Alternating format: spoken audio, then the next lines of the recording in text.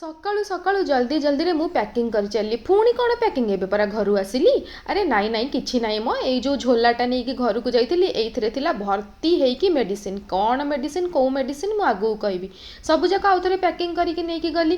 କିନ୍ତୁ ଆମ ରାଜା ବାବୁଙ୍କୁ ଦେଖନ୍ତୁ, ପୁରା ତ ରାଜା ଆଉ, ଆରାମସେ କିଛି କରିବାର ନାହିଁ। ମୋତେ ଏଇଠି ଦେଖାଉଛନ୍ତି, ଦେଖିଲ ମୋ ଆଉଟଫିଟ୍ ବଢ଼ିଆ ଲାଗୁନି? ଆରେ ହସ୍ପିଟାଲ ତ ଯିବା, ସେଥିରେ ଆଉଟଫିଟ୍ କ'ଣ ମ, ଯେମିତି ସେମିତି ଚାଲ। ଆରେ ବହୁତ ବଡ଼ ବିପଦରୁ ଜଗନ୍ନାଥ ଆମକୁ ରକ୍ଷା କରିଛନ୍ତି। ସେଇଟା କ'ଣ ମୁଁ ଆଗକୁ ଆଗକୁ ବ୍ଲଗ୍ରେ କହିବି। ଏଇଠି ଦେଖ, ମୁଁ ମେଡ଼ିସିନ ନେଲା ପରେ ବି ମୋ ମନରେ ବହୁତ ଡର, କାହିଁକିନା ସେ ଯେଉଁ ଡାକ୍ତର ଯେଉଁ ଗାଳି ଦେଉଛନ୍ତି ଲୋ ମା, ଗୋଟେ ବି ମେଡ଼ିସିନ ଭୁଲ ଭାଲ ନେଇକି ଗଲେ ସେ ବହୁତ ଜୋରରେ ରାଗିଯାଆନ୍ତି। ତେଣୁ ମୁଁ କହିଲି ହଉ ଚାଲ ଚାଲ ଯିବା। ଆରେ ଯିବା ଯେ, ଘରଟା ତ ତାଲା ପକେଇବା, ତାଲା ବି ମୁଁ ପକେଇବି। ତାଲା ପକେଇ ସାରିଲା ପରେ ମୋର ଆଉ ଟୋଟାଲି ଉପରେ ଖ୍ୟାଲ ନାହିଁ। ଆରେ ମୋତେ ତ ଜୋତା ଚେଞ୍ଜ କରିବାର ଥିଲା, ମୁଁ ସେ କ୍ରକ୍ସ ପିନ୍ଧି ଚାଲିଯାଇଛି। ହଁ ମ ଦେଖାଯାଉଛି, ହସ୍ପିଟାଲରେ ମୋତେ ଆଉ କିଏ ଦେଖୁଛି। ମୁଁ କହିଲି ସେ ଯାହା ହେଉଛି ନା କାହିଁକି, ଆଗ କେମିତି ଯାଇକି ହସ୍ପିଟାଲରେ ଟାଇମ୍ରେ ନ ପହଞ୍ଚିଲେ ଆଜି ଆମେ ଦୁଇ ଜଣ ଯାକ ମଲୁ। ଦେଖିଲି ଖରା କେତେ ହେଉଛି, କେମିତି କ'ଣ କରିବା କିରେ, ଏତେ ଖରାରେ କେମିତି କ'ଣ ଯିବା। ତାପରେ ଆମେ ଚାଲିଲୁ ହସ୍ପିଟାଲ। ଚଣ୍ଡିଗଡ଼ର ଆମର ଏଠି ୱେଦରଟା ବହୁତ ବଢ଼ିଆ, ପୁରା ପ୍ଲିଜେଣ୍ଟ ଥିଲା।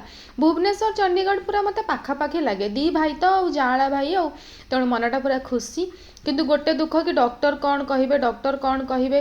ତ ଚାଲିଲି ସେଇ ଭାବନାରେ, ପୁରା ରାସ୍ତା ଦେଖି ଦେଖି ଭୁଲି ଯାଇଥିଲି। ହସ୍ପିଟାଲରେ ପହଞ୍ଚିକି ଯାଇକି ଦେଖିଲା ବେଳକୁ ବହୁତ ଲେଟ୍ ହେଇଗଲାଣି। ଲିଫ୍ଟ ପାଇଁ ୱେଟ୍ କଲି। ଚେକଅପ୍ ଥିଲା, ସେଥିପାଇଁ ଆମେ ଦେଖିଲୁ କେତେବେଳେ ଥାର୍ଡ଼ ଫ୍ଲୋରରେ ପହଞ୍ଚିବୁ। ଫାଇନାଲି ଭଗବାନଙ୍କ ଦୟାରୁ ହସ୍ପିଟାଲ ପହଞ୍ଚି ଗଲୁ।